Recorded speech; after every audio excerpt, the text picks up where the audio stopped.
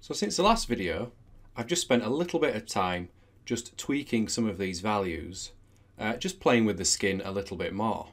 But there's one thing that we skipped before, which does have an impact on the overall look of the skin. And I'm just going to do that now, just so you can see. So I'm just going to move the shader across here, just so we can focus on the render settings. So we're just using the default render settings at the moment. And if we go over to the GI tab, we can see that global illumination isn't enabled. But if we switch this on, and if you keep an eye on the IPR window here, you'll see a big change. So if you notice, she got a lot brighter.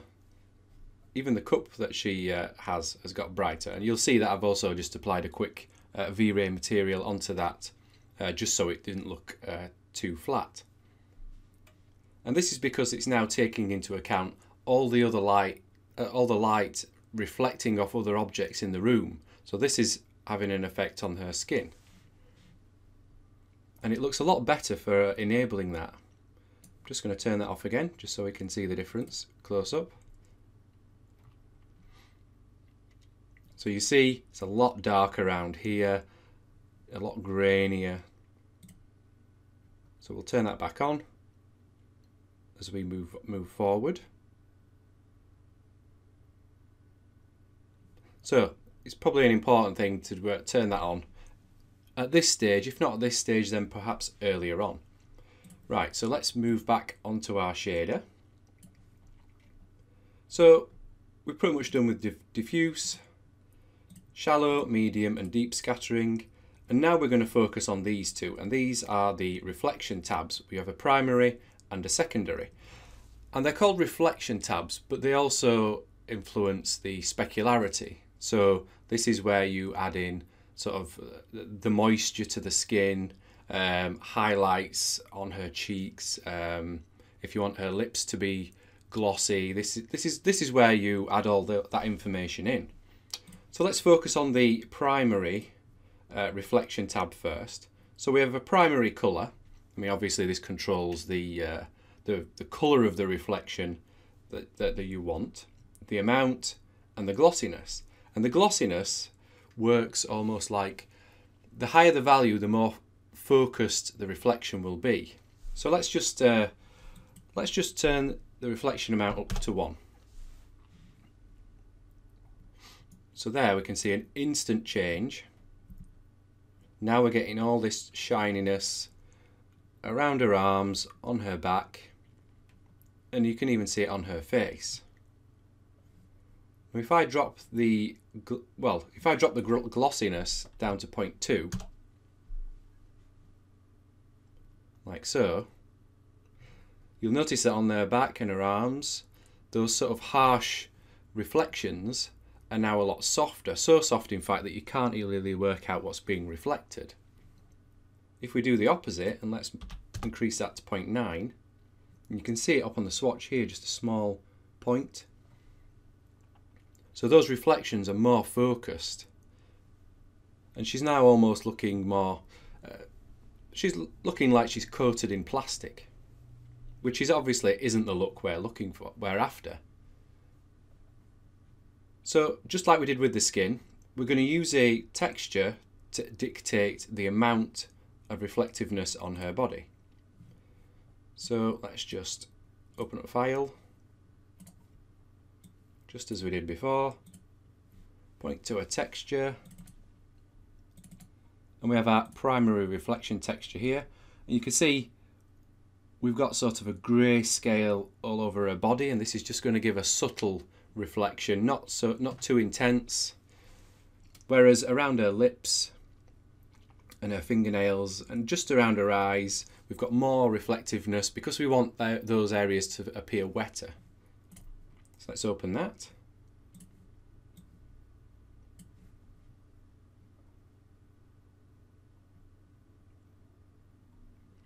So by doing that, you can see it's toned down the reflectiveness all over her. And now we can play around with this value as well, the glossiness.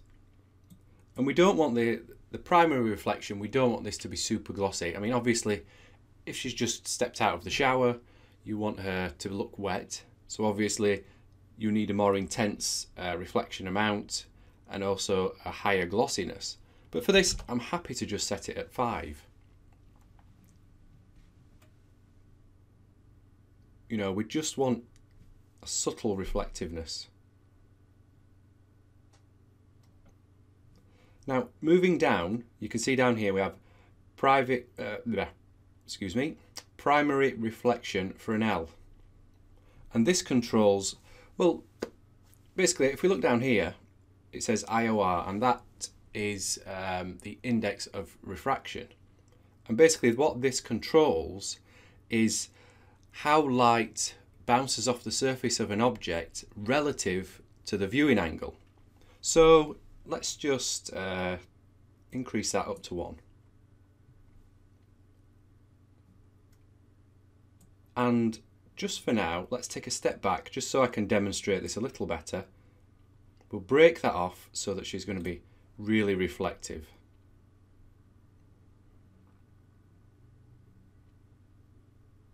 So at the moment, with this enabled, it's using this value to determine where the reflection is enabled around the surface of the body. So you can see it on the arm here.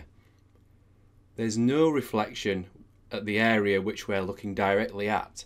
But as the light goes around the curve of the arm, then we're starting to see the reflection. If I turn this off, you see on the swatch here, she's now going to be completely reflective, independent of what angle you're looking at.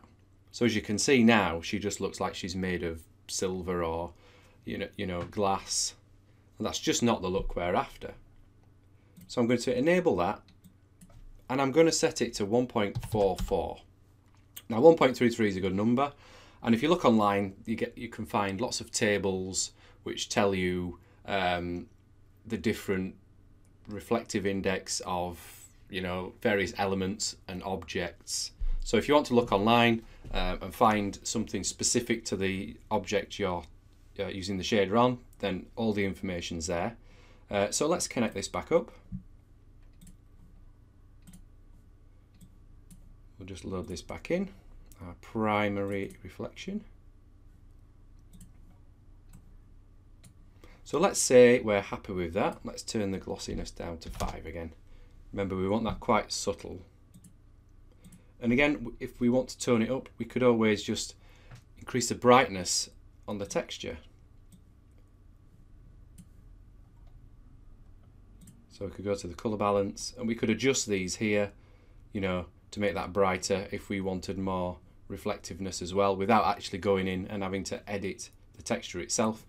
But I'm going to leave her like that for now. So let's go down to the secondary reflection. And this is set up exactly the same. As you can see, it's pretty much a duplicate. So this time I'm going to point it to a different texture. Let's go up there, open that. And we've got a secondary reflection. Now with this one, this is more for your highlights. And what I've chosen to do with this is use it to add more reflectivity to her lips and around her eyes and her fingernails. I mean, obviously we don't see her fingernails in this particular render, they just came through with the texture. So that's set. And we could probably leave the glossiness at 8 because we want it quite glossy. And rather than disable this, which will make those areas really reflective, I'm just going to increase this value. If we zoom in on her lips, just see if we can see a difference. So I'm going to up this to 5.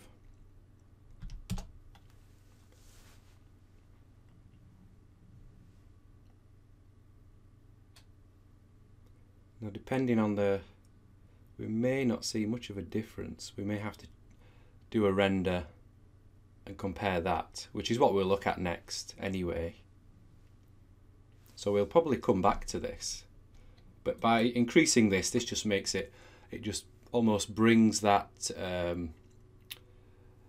brings the threshold around the edge of the model, which is reflective, sort of closer in. So I'm going to, let's put that back at 1.33. So we'll come back to this in a moment. Let's just move it out of the way. So now, you know, obviously we're getting to a stage now where we're starting to think, right, we need to start rendering this so that we can see how it's looking. So let's close that window down and just bring up our display UI elements shelf. So here we have the V-Ray shelf. It's just going off the edge just slightly there. I think there's the help button missing at the end.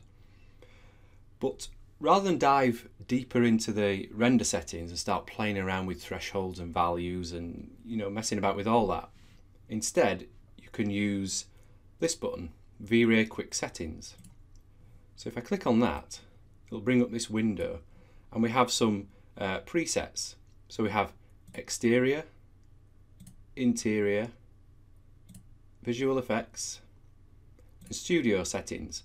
And these are all sort of predefined render settings for those particular areas. So for this, because it's set inside a room, we can easily just rely on the interior. So all we need to do is select that, click render, and then it will apply those render settings and throw out a render for us without us having to go in and mess about with all sorts of different settings ourselves. So we'll just leave this rendering, and hopefully it shouldn't take too long, but if it does start to drag, I'll pause the video and restart it after it's finished.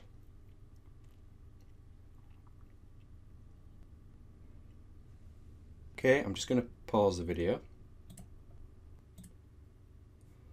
So that render's finished, and I'm just going to make this a bit bigger. What I'm going to do before I move on is I'm going to click on this little H button down here, which shows the V-Ray frame buffer history window. If I click on that, let's just move this over again.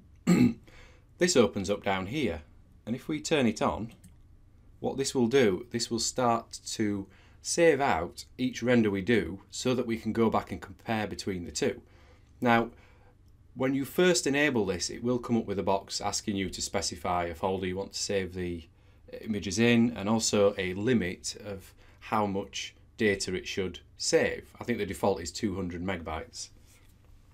So because I didn't have it switched on, this hasn't saved. So I'm just going to click the save button here. And up here you can see it gives us a little bit of information as well about how long it took to render the resolution. So let's just zoom back in here. Now obviously it's still grainy, but it's a quick render. It's better than, when you get to this stage, it's better than using the IPR renderer. So let's go back to our lips. So let's increase this to 5. And let's see if we can see any difference. Now, rather than render the whole thing again, I just make this bigger as well. Because we're only looking at the lips, we can just enable render region. Just select that area there, click render. Now this should be quicker.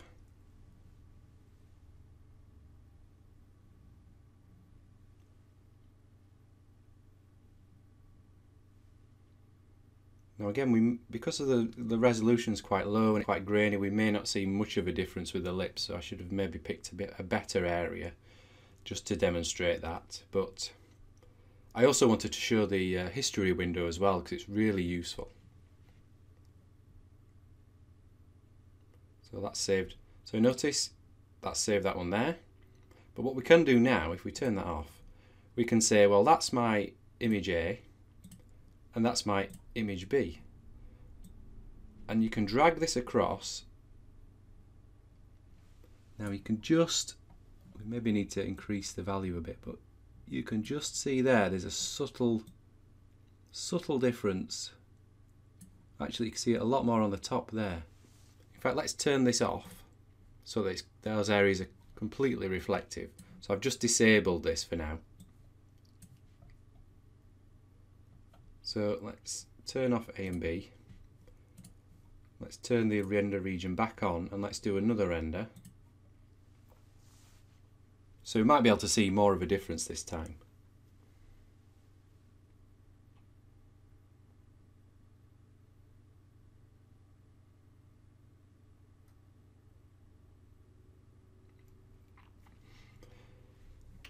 And this will just stack up with all your renders. So there's no limit, obviously.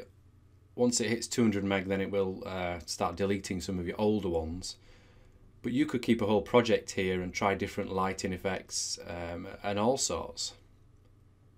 So that looks different now because it looks like it's affecting her nose as well. So let's set that as A and our very first one as B.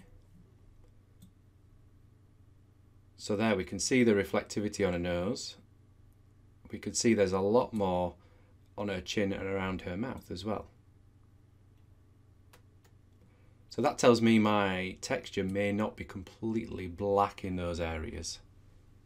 But it doesn't matter because I'm not going to use it completely reflective like that anyway. But I just wanted to demonstrate that. The frame buffer as well. So let's turn that off. So this is our render, and if you notice there's all sorts of other buttons down here.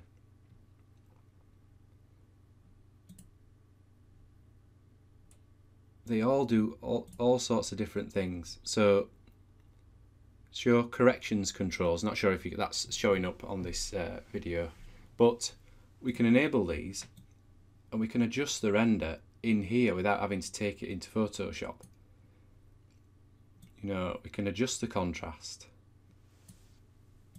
We can play around with all these. Colour balance, levels, curves, add in a background image.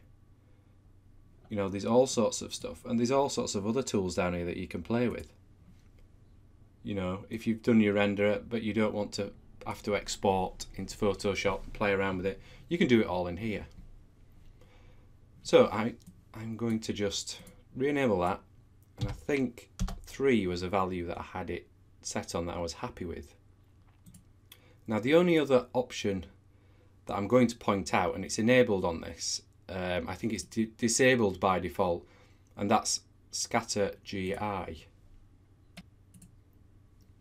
What this does when it's enabled is tells V-Ray to more accurately calculate the scatter global illumination.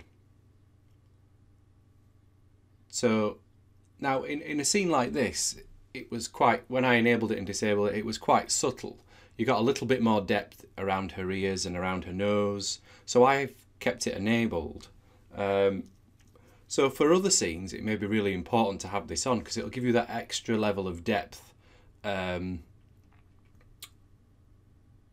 You know, that just brings out those details in your render. And I've used it on this as well. So, you know, particularly with skin, it can help just to deepen some of those cavities, which may well be lost when using subsurface scattering. So it just takes the global illumination and more accurately calculates that on the surface of the model. So that's all the basic attributes of the shader, and as you can see, we're pretty much, well, it probably needs a bit more adjusting. You know, we maybe want a bit more reflectivity in her skin, but at this stage you can just go through and play around with those shaders yourself.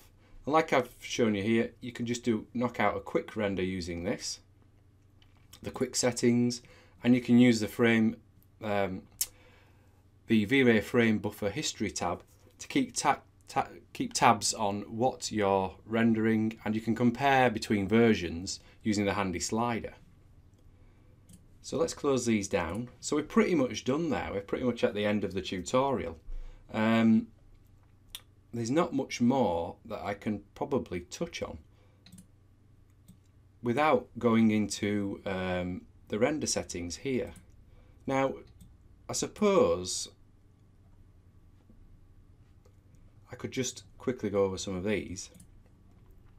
Now, when I did the final render for this, particular character, I did find she was being quite grainy, but that was because I wasn't using adaptive. Now, these different sampler types all do different things, so it may be that a particular a particular sampler type works for your project compared to a different one. So do experiment with them. Don't just stick with one because somewhere online somebody says you have to use it.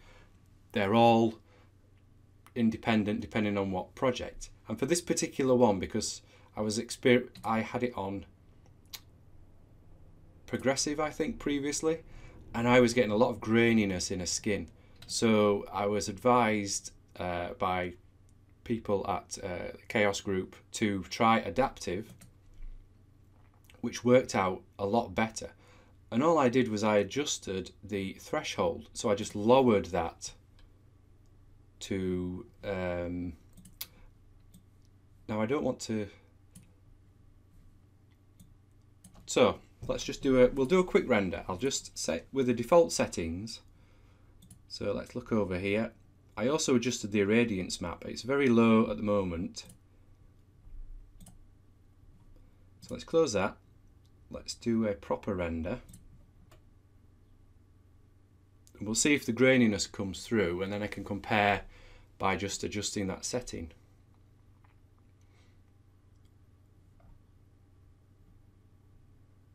So I'm just going to pause it again while it finishes rendering.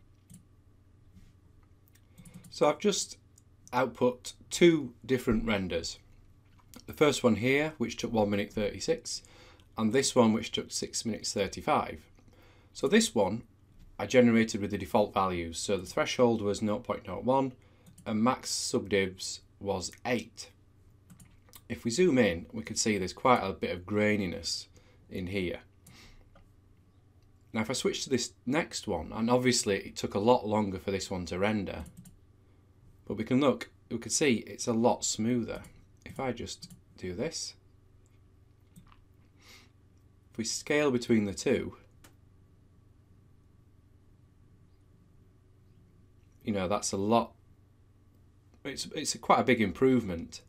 Yes, it's added an extra 5 minutes onto the render, but it's a lot smoother. And all I did there was I reduced the threshold by adding a 0 in, so it was 0.001, and I doubled the amount of maximum subdivs. And as you can see there, controls the maximum number of samples per pixel. So obviously the higher the value, the more samples are allowed per pixel, the smoother the output is going to be, but obviously that's going to have a hit on the render time.